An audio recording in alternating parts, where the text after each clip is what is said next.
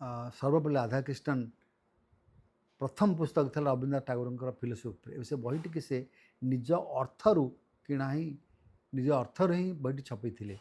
एवं से बही बहुत से सुनाम पाई रवीन्द्रनाथ ठाकुर से प्रशंसक थे गुणमुग्धकारी थे से डाक सम्मानित करते ऑक्सफोर्ड यूनिवर्सिटी एवं मैसूर सुजोग मिलता जीवन बहुत प्रभावित होता रवीन्द्रनाथ ठाकुर कविता संगीत एवं दर्शन एवं सी जानी ये हूँ भारतर चिंता चेतना जहाँकि समग्र विश्व में प्रसारित होगा दरकार। रवीन्द्रनाथ ठाकुर प्रभावित होगा सहित सी अन्य जन द्वारा प्रभावित होते सी होती स्वामी विवेकानंद। स्वामी विवेकानंद जीवन में बहुत परिवर्तन कर जो समस्त कंप्लीट वार्ड स्वामी विवेकानंद अध्ययन कले रामकृष्ण विवेकानंद फिलोसफी पढ़ले और रामकृष्ण मिशन विभिन्न सेंटर रे से विभिन्न साधुमान संस्पर्श आसिले बहुत परिवर्तन घटीला और बंधु थे स्वामी रंगनाथानंद उभय परस्पर इम्बाइब होते निजर परस्पर थॉट शेयर करुले यहाँ गोटे बड़ कथा तेणु जदि जीवन में किए ये प्रकार व्यक्तित्व प्रभावित कर स्वामी विवेकानंद एवं से थे ईस्ट एंड वेस्ट गोटे ब्रिज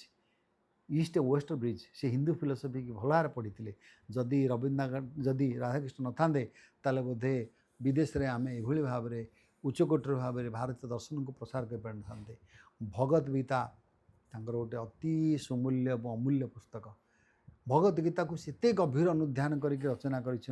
तार भाष्य लिखिं तार बही ना भगवत गीता उपर तांकर निजर मत व्यक्त कर गोटे सुंदर पुस्तकटे और तार प्रथम 86 पेज से गोटे प्रथम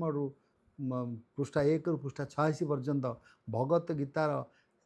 इतिहास सारांशटा को सी 86 पेज लिखिं भगवत गीतार नोट्स कहुए गीता आरंभ पूर्व लिखिं गोटे हूँ विरल कथा भगवत गीता पर से कहते Bhagavad Gita is not a scripture for Indians alone but a scripture for the world it is universal gospel यह हूँ यूनिवर्सल गॉस्पेल समस्त विश्ववासी हूँ श्रेष्ठ ग्रंथ से भाव में उपनिषद हूँ अन्यतम श्रेष्ठ पुस्तक मध्य अन्यतम उपनिषद कहले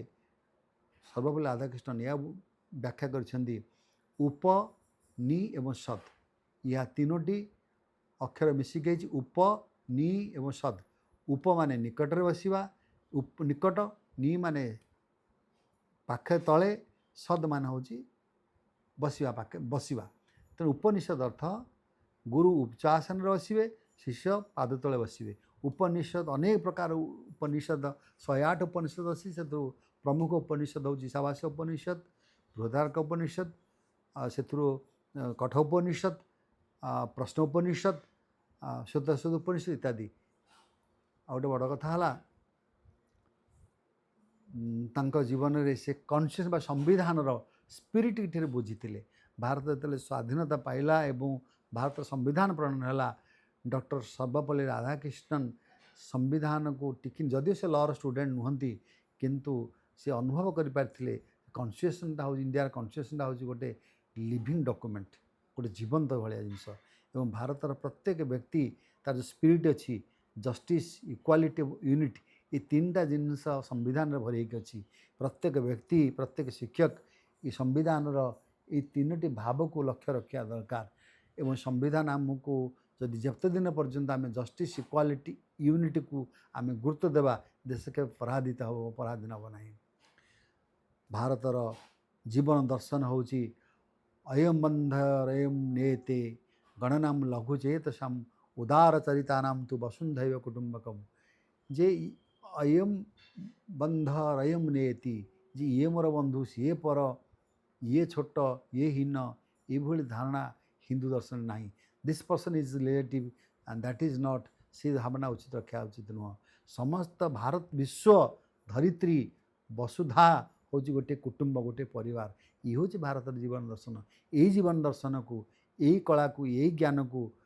सर्वपल्ली राधाकृष्णन विदेश में प्रचार एवं प्रसार कर भावना जिते शीत युद्ध चली रूस एक प्रकार रूस और अमेरिका मुहांमुही थे एवं देश देश भर पड़ू नाला से समय सर्वपल्ली राधाकृष्णन यही चिंताधारा को समग्र विश्व में प्रसार करते एवं सी हूँ प्रथम व्यक्ति जड़े दार्शनिक रूपे राष्ट्रपति पद अलंकृत होगा ये गोटे कम बड़ कथा नुह। प्लाटो दिने कही जे फिलोसफर्स माने दार्शनिक माने ए विश्व को शासन करने आवश्यकता और सेहा ही है जी प्रथम व्यक्ति प्रथम दार्शनिक सर्वपल्ली डॉक्टर सर्वपल्ली राधाकृष्णन जी कि भारतर राष्ट्रपति रे आसन में बसी पारी यहाँ कम बड़ गर्व और गौरवर कथा नुह। जड़े मंदिर पूजक बापा को साहाय्य करुले पूजारे गृहकर्म बापा दिने आशा करते मंदिर पूजारी हेले बड़ कथा हो किंतु से दिन निजर साधना बल अध्ययन बल निजर चरित्र बल भारत वर्षर राष्ट्रपति हेले। से नहीं सी जिते जाइए आम्बासाडर रूपे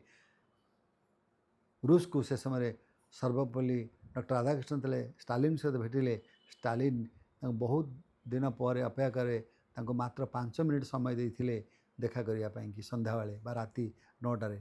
सब राधाकृष्णन जो प्रथम भेटिले तो चाहिए स्टालिन चरित्र व्यक्तित्व मुहर गोटे आभा बाहर से मुग्ध हो गले और सी कांधरे हाथ पकईदे सब राधाकृष्णन। स्टालिन कांधरे हाथ पकड़ा साहस कम कथा नुह आउ तो बेक कटि था किंतु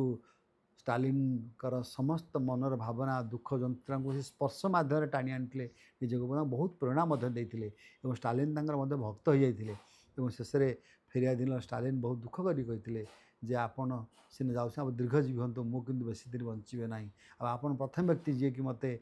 मनुष्य बा राक्षस बोली कहीना भावी ना मत मनुष्यर मर्यादा देते से भाव चाइना गस्त करते भेट होते माओ सहित दुर्दर्श माओ जी कहते कम्युनिस्ट चिंताधार जड़े रक्त पिपासु व्यक्ति साहसी व्यक्ति है से भली व्यक्ति को सी गेलरे आधार में गाल हाथ मारी देते से आश्चर्य हो गले ना रे मु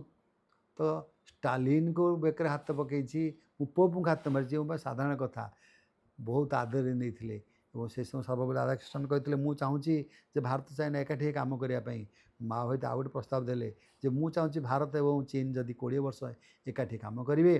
ताहले यह विश्व गोटे बड़ कथा हे। राधाकृष्णन बुझीपारी उद्देश्यटा कौन जे भारत वर्ष संभवतः ये कम्युनिस्ट आंदोलन चाहूँगी राधाकृष्णन ताहा करदे नथिले। ठीक सेमतिका सब राधाकृष्णन अमेरिका गस्त करते से अमेरिका राष्ट्रपति थे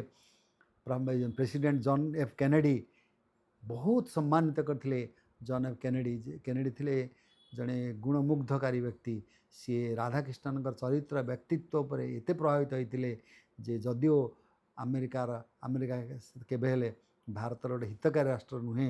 बंधु राष्ट्र नाला तथापि से मूलदुआ पकईते भारत एवं अमेरिकार संबंध जोड़बार से ही प्रथम व्यक्ति मूलदुआ पकईते सी मूलदुआ पकई सब राधाकृष्णन रूसिया सहित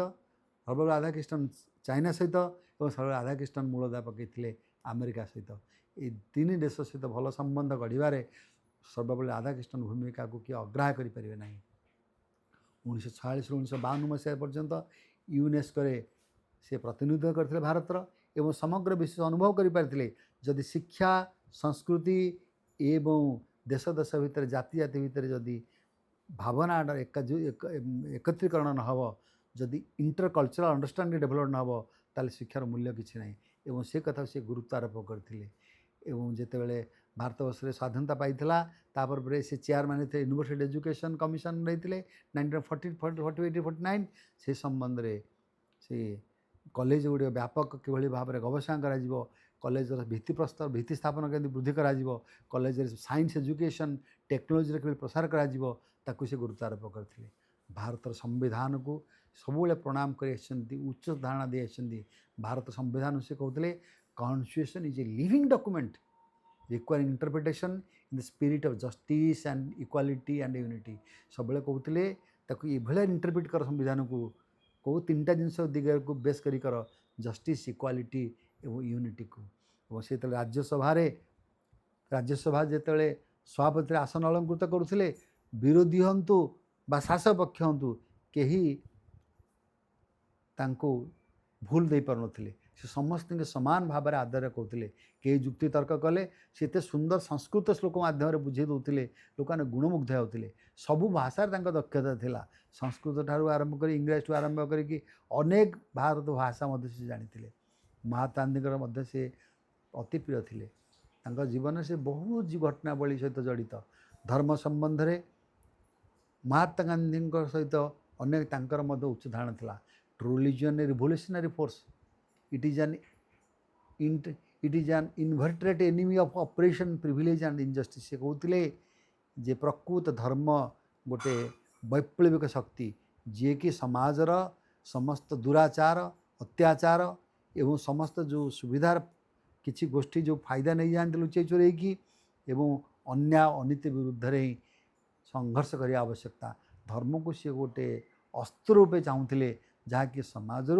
समस्त कलंकित प्रथा जो भाई ऑपरेशन प्रिविलेज इनजस्टिस व्यवहार कर